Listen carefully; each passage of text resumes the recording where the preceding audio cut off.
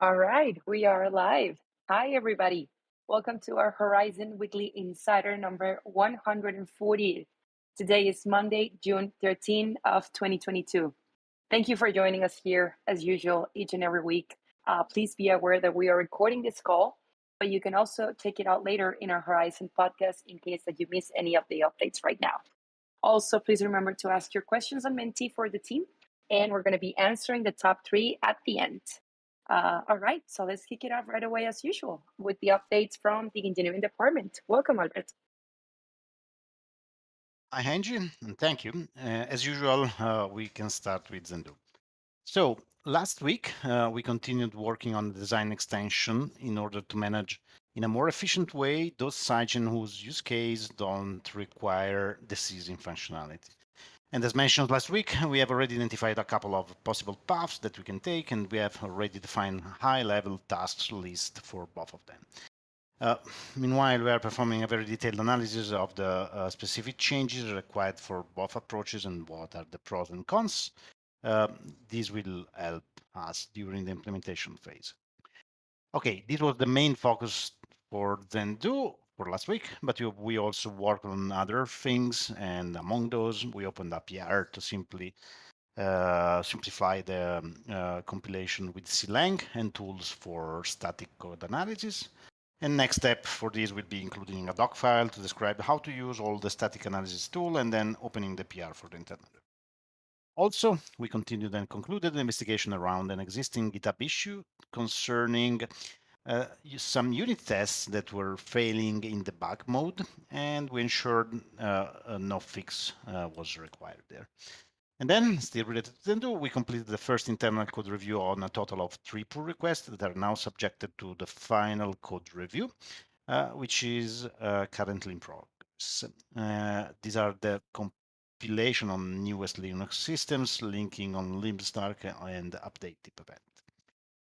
Okay, now switching to SDK, and in particular for what regards Blaze, after the release of the version 034 that included the backup functionality procedure to recover token and token fungible boxes at the height of the last valid certificate, we finalized the related documentation and we published the revised version of it. And together with these, we continued working on the features expected for the next SDK versions. In particular, we completed the design for the fork manager, and we also completed the implementation for the wallet secrets import-export functionality. So the code review process was already started. And speaking again about code reviews, we are conducting code reviews related to several other pull requests that are almost ready to be finalized and merged. And the full change log for Blaze 040 will obviously be provided. So, I mean, once we will be near to the next release. And last but not least, always related to Blaze, we are now testing the changes that are related to the some connectivity issues. I mean, the peer, let me say, management and in the network layer of the SDK that we wanted to fix. And the environment to test is now up and running, and we are proceeding with that. Okay, now moving on with the EVM sidechain. After having completed many tasks like, I mean, we integrated the Ethereum transaction to the common code base. So we are able to, let me say, use the same primitives and so on that are used on Ethereum, and also adapting the existing APIs to the account model, adapting the sidechain test framework to run Ethereum application. We had then a technical workshop here in Milan to finalize and agree on multiple code design strategies. This was extremely productive and helpful to validate the design analyzed in the previous weeks and to share thoughts and knowledge useful for the next phases. So, I mean, all the developers involved had the possibility to interact and see, and also, I mean, side by side, looking at the code and maybe particular things that were useful to share in a more quick way. So, really happy about that. For sure, this speed up a lot the development. And then we moved on with the next tasks, and in particular, we completed the state storage implementation. So currently, this is under review. And we continued developing the smart contract execution part. So, how to execute the smart contract, how to, let me say, invoke this smart contract execution from the Java layer. And we applied a few minor changes to the Ethereum RPC server. Our implementation of the RPC server that is Ethereum compatible after the last code review, and this is currently in progress. And we have been working on multiple message executors in order to support forging stake delegation and backward transfers in the account model. In this concept of message executors, it's a way for abstracting on our SDK what is the implementation that need to, let me say, implement or run the specific logic that has to be invoked. So, for example, if we, for the EVM sidechain, most of the functionalities are going to be forwarded to the EVM, and so the implementation called is the native EVM library. But for example, for what regards the forging managing part, there is some specific code on the Java side that is managing that. And so this is a message executor.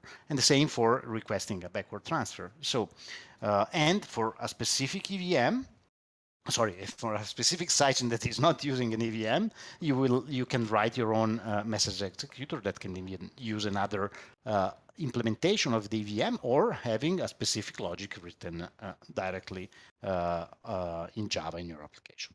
So, a lot of updates as usual. Sorry for being long, but these were the main points for today. Back to you, Angie. Thank you. Thank you so much, Alberto. All right, and let's continue now with Vano for the VD and operations updates. Hello, everyone. Happy Monday. So, despite general conditions these days, Zen markets continue to develop, and we are seeing centralized exchanges bringing new use cases to market for Zen Index or TradFi space. And last week, we were talking about KuCoin, who has enabled Zen borrowing and lending on their platform. And now we have Binance.com, the largest exchange with largest liquidity for us, adding flexible savings product for Zen. Flexible savings acts as your crypto savings account, allowing you to earn rewards on your deposited crypto. And Binance's flexible scheme is just flexible, meaning that you are allowed to earn rewards daily, and you can also redeem your funds at any time. I will be providing a link in the chat so that you can see how this product works. And super happy for these new kinds of products that enable new use cases for Zen, and in some cases even lower the barrier of entry for some of our crypto members. And thanks a lot to Binance for supporting us. That's all from me today. Back to you, Angie. Thank you, Vano. All right, let's continue with Lucy for the marketing section. Hello, everyone. Happy Monday. So we were at the consensus conference last week, and it was a big success. Rob presented on the stage on a topic of how Horizen is solving the blockchain trilemma through Zendu and the snacks. Yeah, Zendu it, Zendu everything, right? And then also on the track that the event track that focused on the topics of privacy. Rob participated in the fireside chat and shared his views on how zero knowledge proofs change the narrative around privacy and bridge the gap between blockchain and enterprise. So we will share the recording of these talks on social media so everyone can watch because they're really, really good. I was there. I was so impressed, and I just, I think everyone should watch it. So we also had the booths at the conference, and then it was packed, just completely packed both days. It was crazy. We initially had a booth schedule actually for our team to take different shifts, little breaks, and actually go and enjoy the events themselves. But I think we all just pretty much ended up being there and talking to people the entire time because we had so many people come to our booths, and there was literally a line. So we also had an on-site token launch station where people can launch their token on token mints. And that was super popular. And all the feedback that we received after they went through the process was all very, very positive. So really, really good job again to our product team to deliver such great platform. This is just a really awesome functionality capability that we add to our platform. So big shout out to the marketing team. Really, for all the work that went into preparing and executing everything, the amount of work involved in a big event like this one is just tremendous, and the team just did so well and really flawlessly. And also thank you to the rest of the team for the support. Rob, Rosario, Zane, Dean, and Vincent, everyone was there to support the event. So really, really a big shout out to everyone. And we met so many people. A lot of them are already in the Horizen community. I was really happy to meet so many of them. Some of them are miners, some of them own Zen nodes, and they're all Zen holders. So just really I have so many people came to us, and then they expressed their excitement with what we are doing. And not just the people we met at the conference, we also met people outside of the conference, just like in my trip, who they're not, they're told me that they're part of the Horizen ecosystem. I was getting a cup of coffee at a coffee shop, and then the barista saw me wearing the Horizen t-shirt, and he told me he holds Zen. Right. And then also in the airport, a gentleman came to me and asked me if I'm from Horizen, and then he told me that he owns Zen nodes. He's a node operator, and then he went on and told me that that we do great work. It's just like so randomly, So that was like just really really good just moments, very unexpected, but it was just nice. And that tells everyone, wear more Zen swag, get more Zen swag, and wear more Zen swag. It's just a really good way to connect with you never know who you run into. They're also in the Zen Horizon ecosystem. So overall, amazing experience.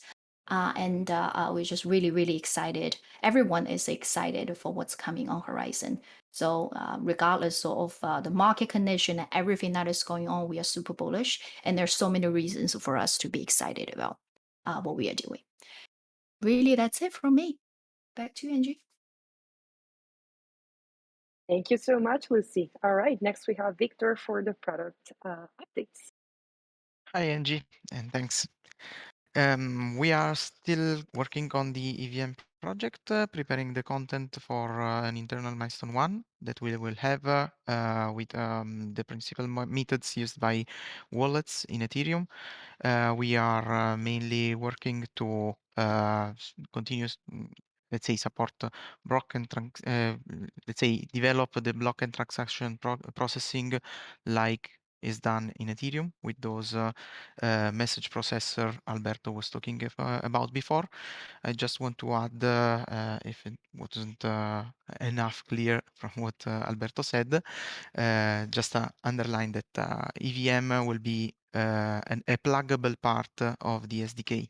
So a new message processor can override that smart contract elaboration capability and be replaced by something else for, let's say, future users of this new and updated SDK. Just to give an update about NFTs that was asked some minutes ago in the chat room. We have reviewed again the NFT tech spec. Of course, the most of it was already implemented in the sidechain application. We didn't yet have deployed in testnet. but let's say for making, let's say, the structure of our NFTs and the NFT tools, let's say, compatible, actually, let's say, close to what the industry standard for NFT is right now. Some of the points were rediscussed, given that since the first time that we put together the requirements, several months has passed, and also internally we grew important competencies in this area. So let's say that we won't pass that long that we will start testing a sidechain with NFT capabilities in testnet. I pass it again to you, Angie, because from my side, that's all. Thanks. Thank you, Victor. And yes, so we continue several testing rounds for our upcoming mainnet release. We are targeting the suspension of the send functionality on Cobalt, meaning that no tokens will be available to be sent and received in the next following days. We'll be here posting the announcement that we did last week so that everybody can be aware of what this means, but it's just for our ongoing internal testing sessions that are happening in several environments. And yeah, just to complement a little bit to what Victor said, on the other side, we continue as well the implementations and the development for the NFT functionality support in Token Mint. And please remember that this involves all that comes from our sidechain, and then for Cobalt, and then for Block Explorer and the generator. So there's several activities ongoing in different projects at the same time, but we'll keep you posted with the latest news in the upcoming weeks. All right, so I'd like to pass the word now to Rosario. Welcome, Rosario. Hi, everyone. I wanted to just relay my experience at Consensus. So over the years, it's been interesting to see how the conference has evolved and different people coming into the crypto and the different blockchain projects that are out there. And I was very impressed with number one, our team and how well they represent us within the community. So we had lines of people trying to mint their token with Token Mint, and the response was so positive. So I'm happy to see that, and wanted to relay it to the broader team that it's great when we're going to these conferences, and over the years, starting from 2017, just talking about the vision for Sun. But now that we have something that's tangible, that people could see the quality of the things that we can produce, it was very well received. So I just wanted to publicly congratulate the product team, engineering team, and our marketing team for all supporting the release for Token Mint. And I think the next one up is Rob. Am I the next one up? Angie, Yes. is that okay? Cool. And Yes, Angie, you are. welcome back. Thank you. I'm just going to be here for today. Yes. And Rosario, thank you for sharing your sentiment. Let me just quote Vano here. Despite the general conditions in the market, there's a lot going on, and you've heard a lot on this call. I wonder, are we overcompensating because the market's crashing? But you see that we're just powering forward on deliveries, integrations, an amazing conference, a lot going on, guys. So like we're obviously all in crypto. We're all obviously crypto people on this call. So it hurts. It's pretty painful, right, when you actually look at what's going on out there. But in the end, who cares? Because we're just going to keep powering forward as an organization. Just keep doing what we're doing. We've been here before, done that, and we're just going to keep rolling. So I will reiterate, maybe the last here on the call, to reiterate that it was so awesome to see the team and the community in Austin for Consensus. The event rocked. And the team in particular rocked it, I would say. We had the perfect booth. You guys did a fantastic job there. I loved the swag spin the wheel game. I think that was great. And guys, Andrew had a sign that had airdrop written on it. That was pretty awesome. Andrew, great job on that. And Brian and James, you guys did an awesome job actually helping people mint their own tokens on the spot. I think the tagline was mint your own token in 15 minutes or less. So we had a line of people doing that. So that was just really cool. And I heard that it resulted in just a big wave of downloads of Cobalt. So really cool seeing that. And we just had some beautiful swag there. The presentation deck that I had the privilege of presenting on stage was just done phenomenally. The graphics were incredible. The privacy sessions that were going on at Consensus, basically there was a string of privacy sessions, and we were able to do a fireside chat for one of those sessions. You guys should have seen it. Horizen advertisement was all over this massive wall on the seats that everyone, there was sitting in. It was just incredible. It was just incredible seeing the show out, the turnout for the event, and just how well it was executed on our side was really cool. The happy hour that we hosted on Saturday evening was phenomenal. We did that with Halborn, our auditing partners. So guys, just great job. What also happened this last week, in addition to the conference, was we did a marketing offsite that was super productive. And I have to say, we really do have an all-star team there. And that's just going to be even more obvious as we get products to market that they're able to do marketing around. So we have some really cool stuff there. And yes, we do have some products hitting market soon. You've heard a bunch of technology updates and product updates on this call. So more coming shortly. Some community members, I want to give you guys a special shout out. So Toilet Head, Robin, actually. So Toilet Head, first of all, I'm not going to dox you. Robin was one of our early developers on this project. He left because he had to move and went on to other things. Now he's doing some great things in Web3 and DeFi. So hopefully we'll be working together again. Just, he's built a great company, and I've met some of his partners, and maybe they'll be building in Horizen in the near term. KB from Detroit, want to give you a shout out. It was just really cool seeing you at the event. Thanks for stopping by. Now, our own team, Lucy, Erica, James, Andrew, Brian, incredible job with everything. You guys deserve so much credit. It's just cool having people, like what Lucy said. I also experienced this. People just kind of randomly coming up to you on the street when they see you wearing something with Horizen and just voicing their support for what we're doing. That's cool. And I have to say, this is different. So there's definitely a different vibe and momentum going on with the project these days, and that's just going to get even better as Token Mint gets out there to market, and as we get an EVM out there and DeFi and all those other cool crypto Web3 things that are going to happen. I feel the vibe. So yes, the market sucks, but definitely there's a lot of momentum coming our way. So stay tuned for Token Mint. We're not giving you guys a specific date, but read the blog post that just came out, I think today, where you'll hear some of the plans. So basically we're doing that testnet to mainnet transition is going to kick off this week. So, that mainnet deployment is forthcoming, guys. Now, to the elephant in the room.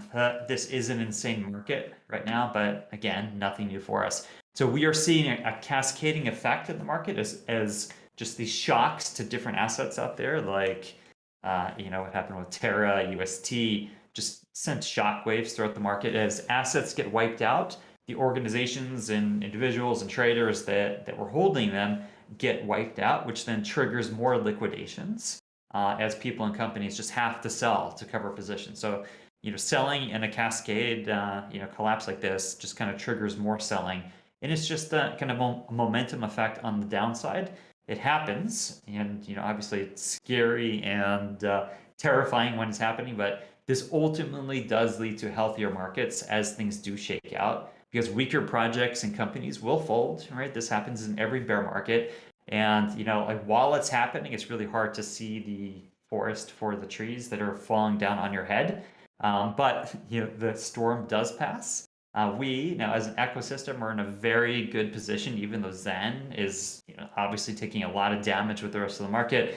But we have organizations that are very well funded and organizations that have great strategies and are in the process of delivering real technology and products that will make this ecosystem more vibrant. So in one way, we're kind of lucky because we're starting out kind of like from the bottom in a way. Like in this Web3 world, we having been a cryptocurrency for 5 years and nothing more than a cryptocurrency, you could call that kind of that bottom layer. Now, as we're rolling out tokenization, fungible, non-fungible tokens, as we're rolling out smart contracting, as we're just rolling out DeFi in our ecosystem, we have the advantage of now finally having utility come to a system that hasn't had it before outside of the currency sense. So there's just too much like on the potential upside for us in terms of products and technologies that we're delivering for me to get too terrified at this stage, even though, yeah, it does feel like we're being punched in the gut every time you look at CoinGecko. But it is what it is. And nothing changes with our strategy other than we will be taking advantage of this market. So we are going to continue delivering. Token Mint, you guys know the deal on that. Going to mainnet soon, then NFTs. Check out my presentation that I gave at Consensus because we gave a tantalizing demo at the end of it, which was ZK minting on Token Mint. So kind of like a ZK Token Mint, which looked pretty darn cool. So you can see the kind of future vision for what we're thinking here. The EVM integration is fast approaching, guys. Milestone 1 is approaching at least the development complete, say on the magnitude of 6 to 8 weeks kind of thing. And sorry, guys, I'm dropping the 6 to 8 weeks kind of timeline here, just to say like this is the order of magnitude. No firm dates there, guys, but order of magnitude, and then we're going to be pushing that to testnet.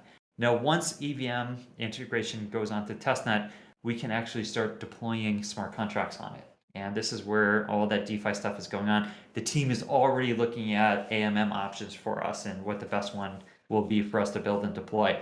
So there's so much going on, guys. Try not to let the market beat you down too much because it's not beating us down.